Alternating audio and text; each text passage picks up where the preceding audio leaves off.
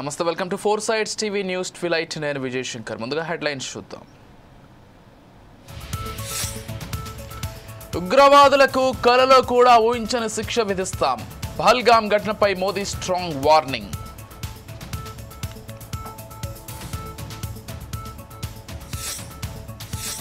మెట్రోలో betting promotions. Metro rail ఎండీకి high court నోటీసులు.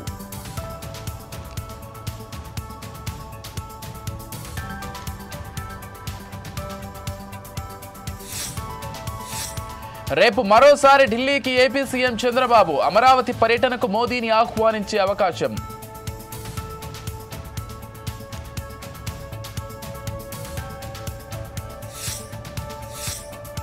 రాష్ట్రంలో పెరుగుతున్న ఉష్ణోగ్రతలు. పలు జిల్లాలకు రెడ్ అలర్ట్ జారీ చేసిన ఐఎండీ.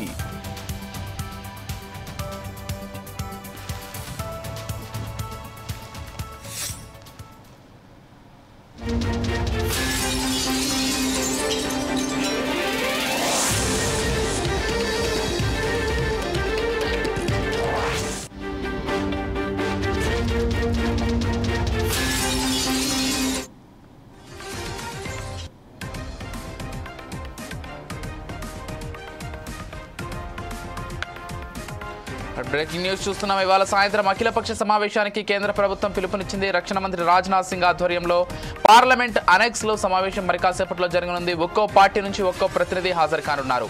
ఈ సమావేశంలో పహల్గాం ఉగ్రదాడి గురించి చర్చించనున్నారు. అలాగే కేంద్ర కేబినెట్ నిర్ణయాలు, భవిష్యత్తు కార్యాచరణను కేంద్ర పెద్దలు నేతలకు వివరించనున్నారు.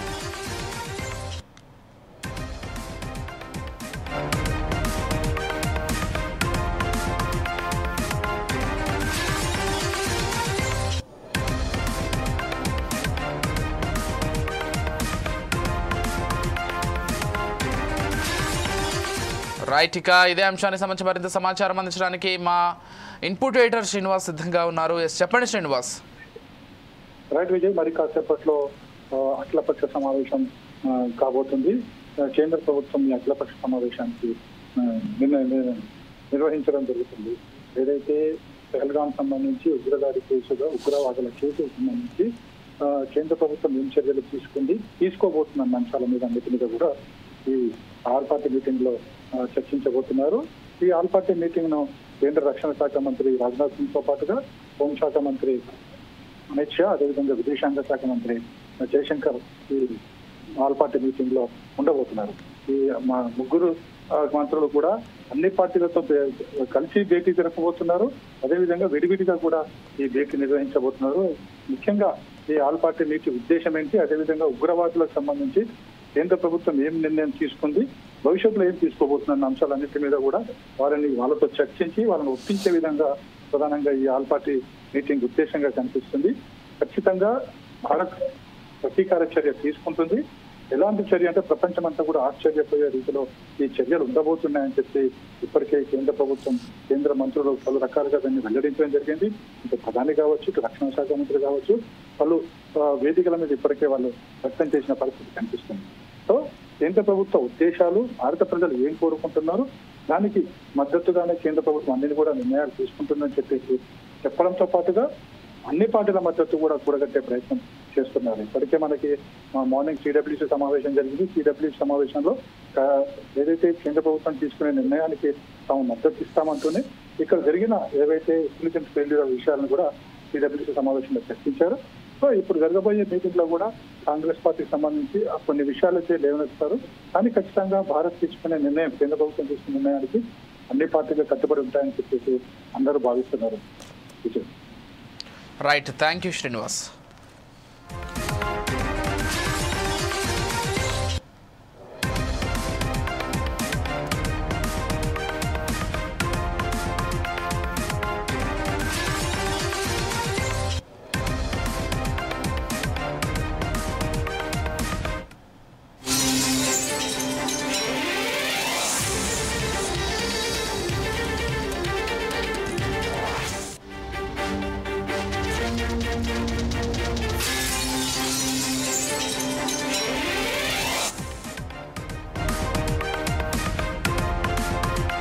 మరో బ్రేకింగ్ న్యూస్ చూస్తున్నాం. జమ్మూ కాశ్మీర్లోని పాల్గామ్ ఉగ్రదాడికి దేశవ్యాప్తంగా నిరసనలు వ్యక్తమవుతున్న వేళ పాకిస్తాన్ అధికారులు మాత్రం పండగ చేసుకుంటున్నారు. ఢిల్లీలో పాక్ హైకమిషన్ ఆఫీసులో సంబరాలు జరుపుకుంటున్నారు.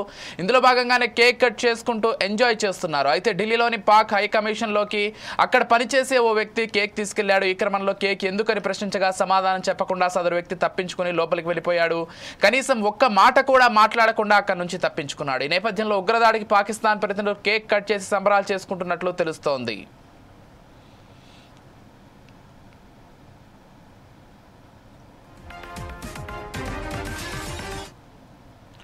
ఇదే అంశానికి సంబంధించి మరింత సమాచారం అందించడానికి మా ఇన్పుట్ ఎడిటర్ శ్రీనివాస్ సిద్ధంగా ఉన్నారు. చెప్పండి శ్రీనివాస్, అంటే ఒకవైపు దేశవ్యాప్తంగా ప్రతి ఒక్కరూ కూడా నిరసన వ్యక్తం చేస్తుంటే ఈ అంశానికి సంబంధించి మానవత్వం ఉన్నటువంటి ప్రతి ఒక్కరూ ప్రపంచవ్యాప్తంగా దీన్ని ఖండిస్తుంటే, మరోవైపు పాక్ అంబసీలో మాత్రం దీనికి సంబంధించి సంబరాలు చేసుకుంటున్నట్లుగా మనకు సమాచారం అందుతోంది.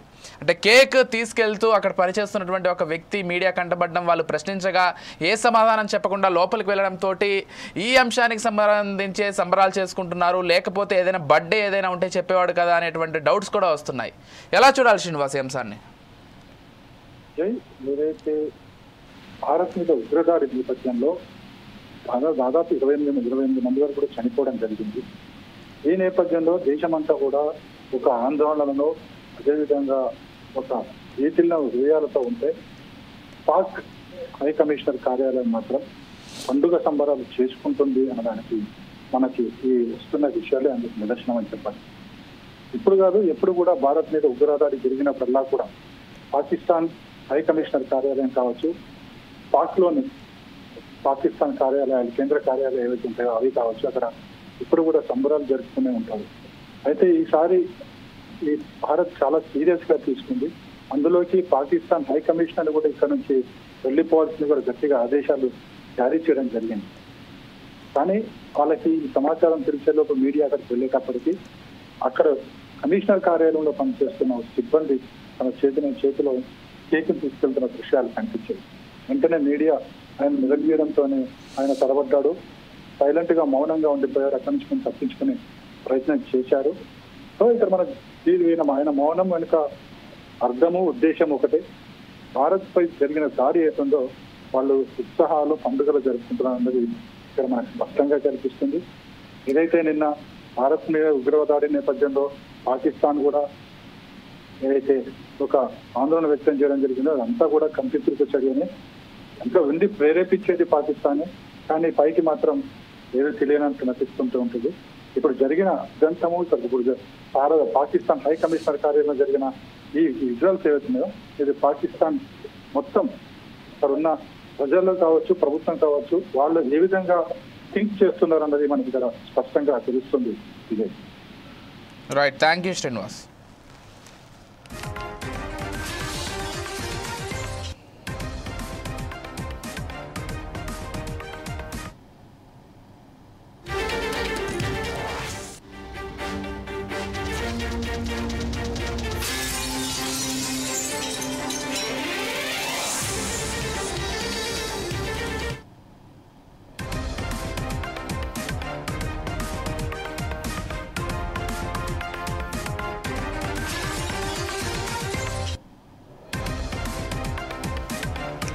రైట్, మరో బ్రేకింగ్ న్యూస్ చూస్తున్నాం. మెట్రో రైల్లో బెట్టింగ్ ప్రమోషన్ పై హైకోర్టు విచారణ చేపట్టింది. మెట్రో రైల్లో బెట్టింగ్ యాప్ ప్రమోషన్ పై హైకోర్టులో పిల్ దాఖలైంది. అడ్వకేట్ నాగూర్ బాబు ఈ పిల్ దాఖలు చేశారు. Hyderabad metro rail limited board directors పై సిబిఐ ఎంక్వైరీ వేయాలని అందులో పేర్కొన్నారు. రోజుకు 5 లక్షల మంది ప్రయాణించి మెట్రో రైల్లో ఐఏఎస్, ఐపీఎస్లు బోర్డ్ ఆఫ్ డైరెక్టర్స్ గా ఎలా ప్రమోషన్ అనుమతిస్తున్నారని ప్రశ్నించారు.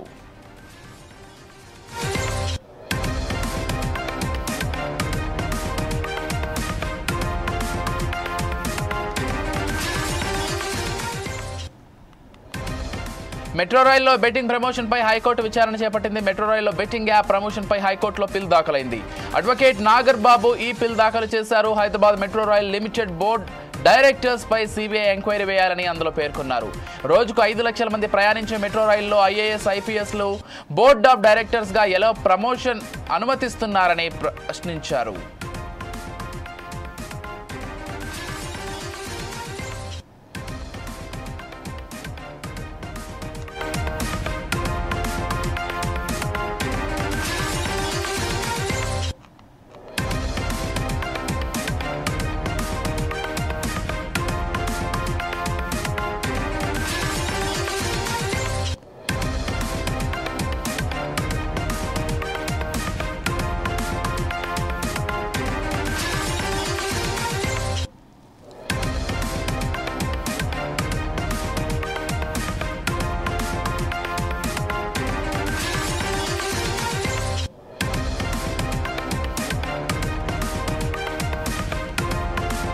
మెట్రో రైల్లో బెట్టింగ్ ప్రమోషన్ పై హైకోర్టు విచారణ చేపట్టింది. మెట్రో రైల్లో బెట్టింగ్ యాప్ ప్రమోషన్ పై హైకోర్టులో పిల్ దాఖలైంది.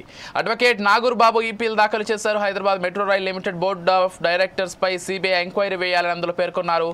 రోజుకు 5 లక్షల మంది ప్రయాణించే మెట్రో రైల్లో ఐఏఎస్ ఐపీఎస్లు బోర్డ్ ఆఫ్ డైరెక్టర్స్ గా ఎలా ప్రమోషన్ అనుమతిస్తున్నారని ప్రశ్నించారు.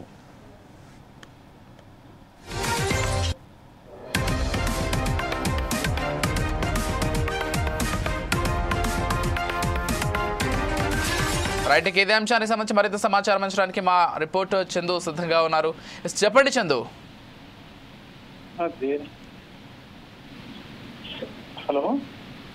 ఎస్ఎస్ మెట్రో రైలుకి సంబంధించి అంటే బెట్టింగ్ యాప్స్ ప్రమోషన్ చేసిన దానిపై ఇప్పటికే హైకోర్టులో పిల్ దాఖలైన దానికి సంబంధించి హైకోర్టు కూడా హాజరవ్వాలని చెప్పినట్లుగా తెలుస్తోంది డైరెక్టర్స్ని. సో దీనికి సంబంధించినటువంటి పూర్తి డీటెయిల్స్ ఏంటి చందు? ఓకే, హైదరాబాద్ మహానగరంలో అయితే మెట్రో రైల్ స్టేషన్ రైల్వే కీలక పాత్ర పోషిస్తుంది. ఈ కీలక పాత్ర పోషిస్తున్న నేపథ్యంలో మెట్రో రైల్వే స్టేషన్లో అయితే ప్రమోషన్ విషయం అయితే రాష్ట్ర వ్యాప్తంగా చర్చనీయాంశంగా మారింది. ఈ విషయంలోనే హైకోర్టు న్యాయవాది అయితే పిల్ దాఖలు చేశారు. మెట్రోలో ప్రమోషన్స్ యాప్ ప్రమోషన్స్ ఏ విధంగా చేస్తారని చెప్పి ఆయన అయితే ఒక బిల్ దాఖలు చేసడం జరిగింది. దీని మీద హైకోర్టు ఈ పిటిషన్ పై హైకోర్టు అయితే సీరియస్ తీసుకుంది. ఎవరైతే మెట్రో ఎండీ ఎన్వి రెడ్డి ఉన్నారో అతనికి నోటీసులు అయితే జారీ చేసింది. ఈ మెట్రోలో ప్రమోషన్లపై ఎలా చేస్తారని చెప్పి పూర్తి విచారణతో వచ్చే సోమవారం కౌంటర్ దాఖలు చేయాలని చెప్పి ఆదేశాలు అయితే చేసింది.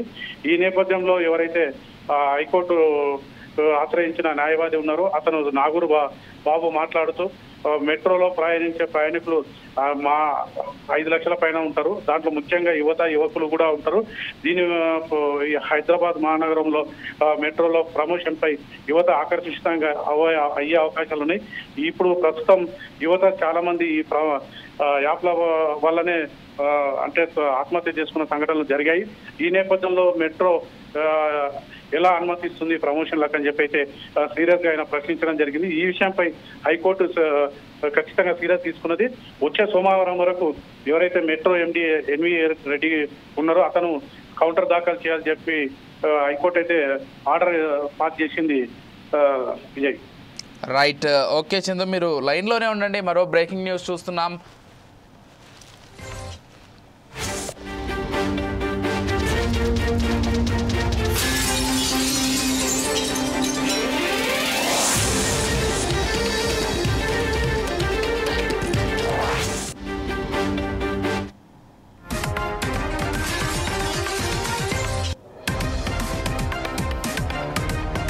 ఆలంపూర్ జోగులాంబ ఆలయ అర్చకుడిపై సస్పెన్షన్ వేటు పడింది. ఆనంద్ శర్మను సస్పెండ్ చేస్తూ దేవాదాయ శాఖ ఉత్తర్వులు జారీ చేసింది. ఆలయ ప్రతిష్టకు భంగం కలిగించేలా వ్యవహరించారని ఆయనపై ఆరోపణలు వచ్చాయి. దీనిపై దేవాదాయ శాఖ విచారణ కొనసాగుతోంది. ఈ మేరకు ఆభరణాలు, వస్తువులు ఆలయానికి అప్పగించాలని ఆదేశించింది. అలాగే జిల్లాను వదిలి వెళ్లకూడదని స్పష్టం చేసింది. రైట్, ఇదే అంశానికి సంబంధించి మరింత సమాచారం అందించడానికి మా ప్రతినిధి చందు ఫోన్ ద్వారా సిద్ధంగా ఉన్నారు. చెప్పండి చందు. మామ్నగర్ ఆలంపూర్ జోగులాంబ ఆలయం అర్చకుడిపై అయితే ప్రభుత్వం అర్చకుడు వేటు వేసింది. ఈ విషయం అయితే తెలిసిన విషయమే. ఆనంద్ శర్మను సస్పెండ్ చేస్తూ దేవాదాయ శాఖ అయితే ఉత్తర్వులు జారీ చేసింది. ఆలయం ప్రతిష్టకు భంగం కలిగేలాగా ఈయన ప్రవర్తన విధానం అవి చేయడం ద్వారా ఈ చర్యకు అంటే సస్పెన్స్ వేట్ చేస్తున్నామని చెప్పి దేవాదాయ శాఖ తెలపడం జరిగింది. దీనిపై దేవాదాయ శాఖ విచారణ కోసం విచారణగా ఆదేశించింది. ఈ మేరకు ఆయన ఎవరైతే ఆనంద్ శర్మ ఉన్నారో అతను విచారణకు హాజరవుతానని చెప్పడం జరిగింది. అయితే ఈ మేరకు అతను అక్కడ ఉన్న దేవుని ఆభరణాలు, వస్తువులు ఆలయానికి అప్పచెప్పాలని చెప్పి దేవాదాయ శాఖ అయితే చెప్పడం జరిగింది. ఆదేశాల మేరకు జిల్లాను ఎట్టి పరిస్థితుల్లో వదలకుండా వదిలి వెళ్ళకూడదని చెప్పి స్పష్టత ఇచ్చింది. దీనిపై అతను ఎవరైతే ఆనంద్ శర్మ ఉన్నారో దీనికి అంగీకారం చెప్తూ తను ఇది ఆలయానికి సంబంధించిన వస్తువులు ఏమైనా ఉన్నా ఖచ్చితంగా దేవాదాయ శాఖ అప్పచెప్తారని చెప్పడం జరిగింది. ఈ నేపథ్యంలో అంటే ఈ విచారణ పూర్తిగా చేపట్టిన తర్వాతనే జిల్లాను వదిలి వెళ్ళాలని చెప్పి ఆదేశాలు ఉండడంతో అతను అక్కడనే ఉండడంతో తెలుస్తుంది. Vijay. Right, thank you Chandu.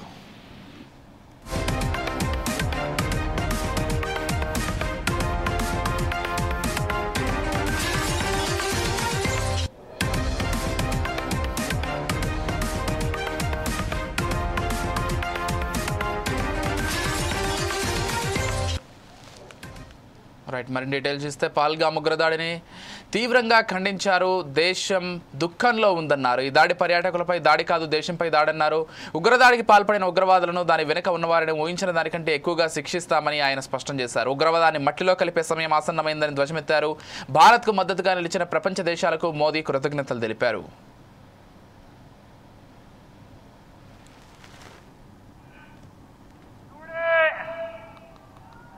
From the soil of Bihar, I say to the whole world, India will identify, track and punish every terrorist and their backers. We will pursue them to the ends of the earth. India's spirit will never be broken by terrorism. Terrorism will not go unpunished. Every effort will be made to ensure that justice is done. The entire nation is firm in this resolve. Everyone who believes in humanity is with us. I thank the people of various countries and their leaders who have stood with us in these times. హైదరాబాద్లోని ఖైరతాబాద్ ప్రాంతీయ రవాణా కార్యాలయాన్ని ప్రముఖ సినీ దర్శకుడు SS Rajamouli సందర్శించారు. ఆయన తన అంతర్జాతీయ డ్రైవింగ్ లైసెన్స్ను పునరుద్ధరించుకునేందుకు వెళ్లారు. అధికార నిబంధనల ప్రకారం ఆయనకు పునరుద్ధరించిన అంతర్జాతీయ డ్రైవింగ్ లైసెన్స్ను అందజేశారు. అయితే సూపర్ స్టార్ మహేష్ బాబుతో రాజమౌళి దర్శకత్వంలో తెరకెక్కుతున్న తదుపరి భారీ చిత్రానికి సంబంధించి విదేశాల్లో చిత్రీకరణ జరపాల్సి ఉండగా అందుకోసం ఈ అంతర్జాతీయ లైసెన్స్ అవసరం పడిందని సినీ వర్గాల్లో ప్రచారం జరుగుతోంది. ఈ నేపథ్యంలోనే ఆయన లైసెన్స్ రెన్యువల్ చేయించుకుంటున్నట్లు సమాచారం.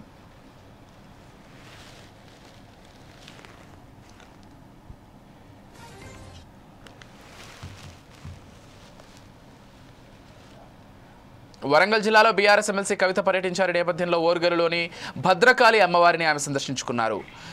అనంతరం ఎల్కతుర్తిలో బీఆర్ఎస్ రజతోత్సవ సభ ఏర్పాట్లను ఆమె పరిశీలించారు. తెలంగాణ బాగుండాలని బీఆర్ఎస్ నాయకులు కోరుకుంటారని, కానీ కాంగ్రెస్ బీజేపీ నాయకులు మాత్రం తమకు ఓట్లు బాగా రావాలని అనుకుంటున్నారని విమర్శించారు. తెలంగాణ ప్రజలకు తెలియజేసేది ఒకటే, తెలంగాణ ప్రజలకు శ్రీరామ రక్షగా నిలబడేది ఎప్పటికైనా కూడా ఇదే గులాబీ జెండా, ఇదే బీఆర్ఎస్ పార్టీ. కేసీఆర్ గారికి తెలంగాణ ప్రజలంటే కన్న బిడ్డలు అన్న భావన ఉంటుంది తప్పితే ప్రజలు ఓటర్లు అన్న భావన ఉండదు. మా కుటుంబం బాగుండాలి, మా తెలంగాణ బాగుండాలని బీఆర్ఎస్ పార్టీ నాయకులు అనుకుంటారు. కాంగ్రెస్ బీజేపీ నాయకులు మాకు ఓట్లు బాగా రావాలని అనుకుంటారు. ప్రజల మధ్యలో ఎట్లా డివిజన్ తీసుకురావాలి, ఎట్లా ఓట్లు సంపాదించాలని వాళ్ళు అనుకుంటారు. ఇవాళ అవాకులు చెవాకులు చాలా మంది పేరుతా ఉన్నారు, పన్నుకిలుచుకొని మాట్లాడుతున్నారు. మీరు టీఆర్ఎస్ఆ, మీరు బీఆర్ఎస్ఆ, దేనికి రజతోత్సవం చేసుకుంటున్నారు అని వెకిలి మాటలు మాట్లాడుతున్నారు. కాంగ్రెస్ పార్టీ నాయకులారా ఖబర్దార్, నేను చెప్తా ఉన్నా, తెలంగాణ ప్రజలకు మీ నైజం ఏందో తెలిసిపోయింది. 16 నెలలని మీ మోసం ఏందో తెలిసిపోయింది. మీరు ఏమీ కూడా పని చేయలేరు. ప్రజలకు పనికొచ్చేటటువంటి ఒక చిన్న కార్యక్రమం కూడా చేపట్టలేనటువంటి చేతగాని ప్రభుత్వం మీది అని చెప్పి 16 నెలల్లో తెలిసిపోయింది. చెంచల్గూడ జైలుకు వెళ్లిన మహిళా కమిషనర్ చెంచల్గూడ మహిళా జైలును ఆకస్మికంగా తనిఖీ చేశారు శారద నేరెల్లా. ఇక ఈ సందర్భంగా జైల్లో ఉన్న మహిళా ఖైదీలకు అందుతున్న సౌకర్యాలు, భోజన వస్తువులపై అడిగి తెలుసుకున్నారు. దీనిపై మరింత సమాచారం మా ప్రతినిధి క్రైమ్ రిపోర్టర్ చందు అందజేస్తారు.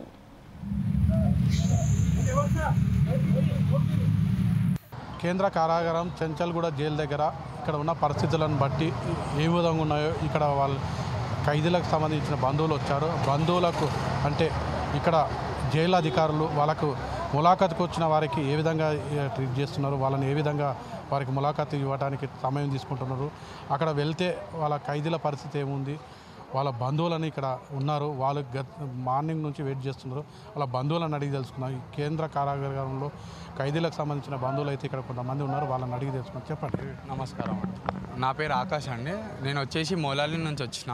సో ఏంటంటే నేను మార్నింగ్ నుంచి ఇక్కడ వెయిట్ చేస్తున్నాను. మా బామ్మర్ది వాళ్ళ వైఫ్ని, మా సిస్టర్ని తీసుకొని, తను పంజాబ్ నుంచి వచ్చింది. తను వైఫై ఉండి కూడా తనకి మ్యారేజ్ సర్టిఫికేట్ చూపెట్టండి, లేకపోతే ఆధార్ కార్డులో మీ హస్బెండ్ పేరు చూపెట్టండి, అది చూపెట్టండి, ఇది చూపెట్టండి అని చెప్పేసి చాలా అది చేస్తున్నారు. ఏందనేసి అంటే ప్రీవియస్గా మేము మార్నింగ్ 10 o'clock నుంచేసి మేము వెయిట్ చేస్తున్నాము. సడన్గా యాజ్ ఆఫ్ సడన్ మేము ఇంతకుముందు అయితే మంచిగానే వెళ్తుండే. సో ఏంటంటే లాస్ట్ టైం వచ్చినప్పుడు కూడా మాకు ఈజీగా వదిలేశారు. సో ఈసారి ఏందనేసి అంటే అదేమో కొత్తగా రూల్ పెట్టారు, ఓన్లీ లైక్ రక్త సంబంధం ఉన్న వాళ్ళే రావాలి అని చెప్పనేసి. సో చాలామంది లాంగ్ నుంచి కూడా వస్తూ ఉంటారు. సో వాళ్ళ బాధ కూడా అర్థం చేసుకోవాలి కదా. లోపల ఆల్రెడీ మా వాళ్ళు శిక్ష అనుభవిస్తున్నారు, బయట నుంచి మమ్మల్ని కూడా శిక్షిస్తున్నారు మీరు. సో నేను హైకమాండ్ నుంచి నేను రిక్వెస్ట్ చేసేది ఏందనేసి అంటే ఇలా ఏం కాకుండా కొంచెం మాకు కూడా ఎంట్రీ దొరికేటట్టుగా, మేము కూడా కొంచెం ఒక మాట మాట్లాడేటట్టుగా, వాళ్ళు కూడా కొంచెం ఏంటంటే హ్యాపీగా ఫీల్ అవుతారు. మా ఇంట్లో వాళ్ళు వచ్చారు కదా, మా బంధువులు వచ్చారు కదా, మాట్లాడితే కొంచెం వాళ్ళకు కూడా కొంచెం లోపల హ్యాపీగా ఉంటుంది. సో అలా అని చెప్పేసి మేము రిక్వెస్ట్ చేసుకుంటున్నాము. ఇప్పటి నుంచే కదా అంటే బంధువుల కోసమే పెట్టారు. ఎందుకంటే ఇక్కడ ఈ భద్రతా సిబ్బంది లోపము అంటే ఫోన్లు తీసుకుపోవడం, వేరే తీసుకోవడం, రికార్డు చేయడం, రీల్ చేయడం వల్ల కూడా ఈ సంఘటన జరగడం వల్ల ఈ నిర్ణయం తీసుకున్నట్టు జైలు అధికారులు అయితే చెప్తున్నారు. వారి భద్రత కోసమే కదా అని చెప్పడం జరుగుతుంది కదా. సో భద్రత గురించే మీరు మాట్లాడుతున్నానండి, నేను కరెక్టే చెప్తా. కాకపోతే ఏందనేసి అంటే ఇక్కడ జరిగింది ఒక్క సైడ్ నుంచి కాదు కదా.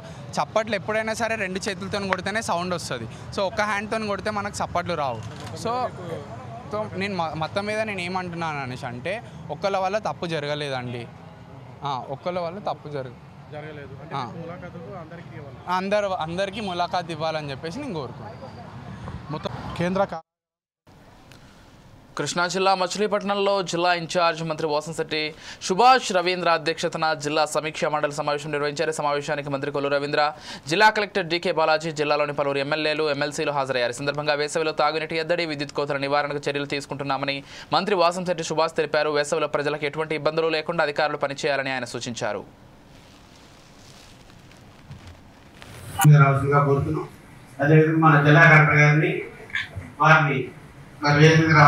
మనం జిల్లా పరిషత్ అంతస్థాలు పెట్టుకోవడం జరిగింది.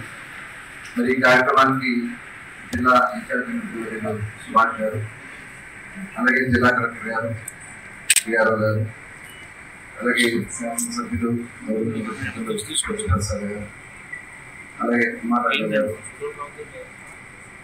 కృష్ణప్రసాద్ గారు, ఇంకా ఇతర పెద్దలందరూ అధికారులందరూ రావడం జరిగింది. అది గతంలో సమీక్షా సమావేశం, ఇది 2వ సమీక్షా సమావేశం మనం పెట్టుకుంటున్నాం. ఈ సమీక్షా సమావేశంలో గౌరవ ముఖ్యమంత్రి గారి యొక్క ఆలోచనలు ఒకసారి ముందు చెప్పాలనే ఉద్దేశంతో మనం ఆల్టర్నేట్ గా ఏ రంగాన్ని ముందు తీసుకెళ్లాలనేది, మీ డిపార్ట్మెంట్స్ ని ఏ రకంగా మనం తీసుకెళ్ళవచ్చు అనేది ప్రతి ఒక్కరు కూడా ఒక యాక్షన్ ప్లాన్ చేసుకోవాలి. ఉన్నటువంటి టూరిజం కానీ, లేదంటే హార్టికల్చర్ కానీ, మనకి ఫిషరీస్ ఉంది. తెలంగాణ పోలీస్ శాఖను సీఎం రేవంత్ రెడ్డి అభినందించారు. ఇండియా జస్టిస్ రిపోర్ట్ 2025లో తెలంగాణ పోలీస్ శాఖ దేశంలో ప్రథమ స్థానంలో నిలిచిన నేపథ్యంలో CM Revanth Reddy, deputy CM Mallu Bhatti Vikramarka, మంత్రి పొంగులేటి శ్రీనివాసరెడ్డి పోలీసు అధికారులను అభినందించారు. ఈ సందర్భంగా రాష్ట్ర ప్రభుత్వ ప్రధాన కార్యదర్శి శాంతికుమారి, రాష్ట్ర DGP Jitender, intelligence chief Shashi Tharoor command control సెంటర్లో ముఖ్యమంత్రితో కలిసి ఇండియా జస్టిస్ రిపోర్ట్లోని అంశాలను వివరించారు.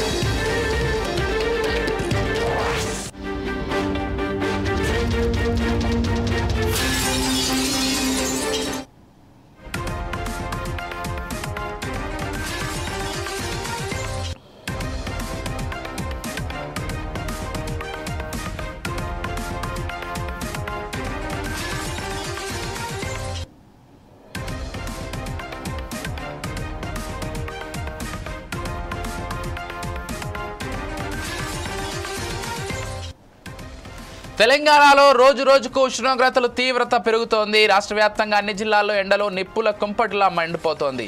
24 గంటల్లో ఎండ తీవ్రతకు వడదెబ్బ తగిలి ఒక్క రోజులో 11 మంది ప్రాణాలు కోల్పోయారు. నిర్మల్ జిల్లాలో అత్యధికంగా 45.2 డిగ్రీల ఉష్ణోగ్రతతో ఎండ దంచి కొడుతోంది.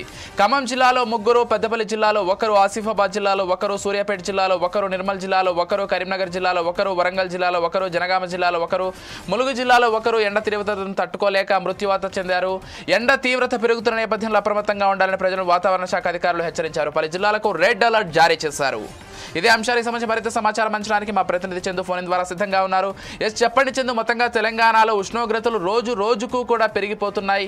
ఈ నేపథ్యంలో వాతావరణ శాఖ అధికారులు కూడా ప్రజలను అప్రమత్తంగా ఉండాలని హెచ్చరిస్తున్నట్లుగా తెలుస్తోంది. ఇదే అంశానికి సంబంధించి మరింత డీటెయిల్స్ ఏంటి?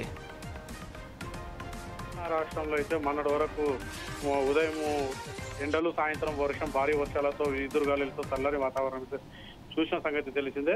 ఇప్పుడేమో భారీ ఎండలతో అంటే వడగాల్పులు, ఎండలతో సతమతం అవుతున్నారు ప్రజలు. ఇప్పుడు కొన్ని ప్రాంతాలలో అయితే 145 డిగ్రీల ఉష్ణోగ్రత అయితే నమోదైందని చెప్పి వాతావరణ శాఖ చెప్తుంది. ఈ నేపథ్యంలో ఇప్పటి వరకు తెలంగాణ రాష్ట్రంలో ఈ ఎండల తీవ్రతతో, వడగాల్పులతో 11 మంది మృతి చెందినట్టు అయితే అధికారులు అయితే అంచనా వేసి చెప్పడం జరిగింది. ఈ ఎండల తీవ్రతతో తెలంగాణ రాష్ట్ర ప్రజలైతే ప్రభుత్వం సూచన మేరకు అంటే ముఖ్యంగా వృద్ధులతో పాటు చిన్నపిల్లలు, గర్భిణులు అయితే బయటికి రావద్దని చెప్పి సూచిస్తున్నారు. ముఖ్యంగా ఉదయం 12 గంటల నుంచి సాయంత్రం 5 గంటల వరకు అయితే వాహనదారులు కూడా వీలైనంత వరకు తమ ప్రయాణాలు వాయిదా వేసుకుంటే మంచిదని చెప్పి చెప్పడం జరిగింది. ఎందుకంటే ఎండ తీవ్రతలు 45 డిగ్రీలు దాటింది. ఇంకా రాబోయే రోజుల్లో కూడా ఇంకా 2 నుంచి 3 డిగ్రీల సెల్సియస్ ఉష్ణోగ్రత పెరిగే అవకాశం ఉంది. ఈ ఎండ తీవ్రతతో కూడా అంటే ఉడగాల్పులతో చనిపోయే ప్రమాదం ఉండడంతో ప్రభుత్వం కూడా దీనిపై చర్యలు తీసుకోవడం జరుగుతుంది. అంటే ఎండకు తీసుకోవాల్సిన జాగ్రత్తలపై ప్రభుత్వం ఇప్పటికే ప్రచారం మొదలుపెట్టింది. అంటే ఎలాంటి జాగ్రత్తలు తీసుకోవాలి, బయటికి వెళ్లే సమయంలో గొడుగు, క్యాప్, మంచినీళ్లు ఇలాంటి పానీయాలు తీసుకొని జాగ్రత్తలతో ప్రయాణించాలి. అత్యవసరం పడితే కానీ బయటికి రావద్దని చెప్పి సూచించడం జరిగింది. కొన్ని జిల్లాలలో అయితే ఈరోజు ఉష్ణోగ్రత డిగ్రీ చాలా నమోదైంది.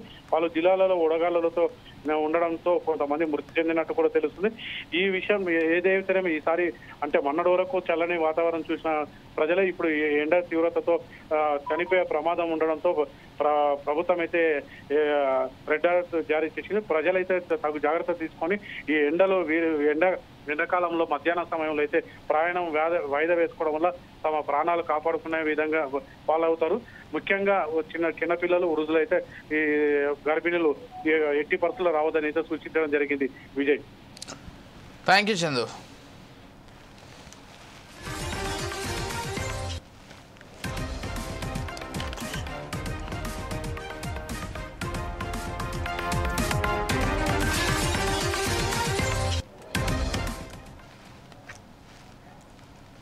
Bulletin updates. Keep watching 4Sides TV.